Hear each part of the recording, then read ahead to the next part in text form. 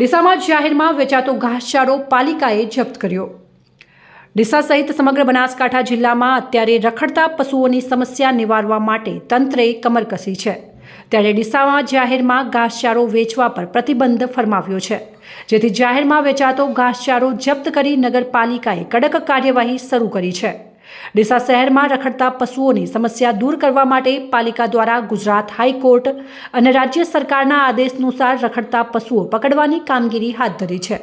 ત્યારે શહેર રખડતા પશુઓથી મુક્ત બને તે માટે જાહેર માર્ગો પર લીલા ઘાસચારાના વેચાણ પર પ્રતિબંધ મૂકી દેવામાં આવ્યો છે। ડીસા નાયબ કલેક્ટર દ્વારા ફરીથી જાહેરનામું બહાર પાડી જાહેર માર્ગો પર ઘાસચારો વેચવા પર સંપૂર્ણ પ્રતિબંધ ફરમાવ્યો છે, જેથી ડીસા નગરપાલિકા દ્વારા આજથી શહેરના અલગ અલગ રાજમાર્ગો પર લીલો ઘાસચારો વેચતા લોકો સામે કડક કાર્યવાહી હાથ ધરવામાં આવી રહી છે। સવારથી જ નગરપાલિકાની ટીમ ઘાસચારો વેચતા સ્થળોએ પહોંચી લીલા ઘાસચારો જપ્ત કરી ટ્રેક્ટર મારફતે ગૌશાળાઓમાં આપવામાં આવી રહ્યું છે।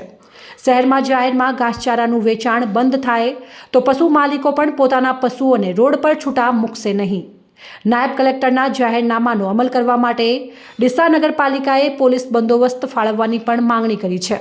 આ ઉપરાંત ડીસા શહેર પોલીસ પણ સક્રિય બને તેવી લેખિતમાં રજૂઆત કરી છે, જેથી નગરપાલિકા અને પોલીસ બંને સક્રિય બની જાહેરમાં ઘાસચારાનું વેચાણ કરતા લોકો સામે કડક કાર્યવાહી કરે તો પશુઓની સમસ્યાથી મહદઅંશે છુટકારો મળી શકે તેમ છે।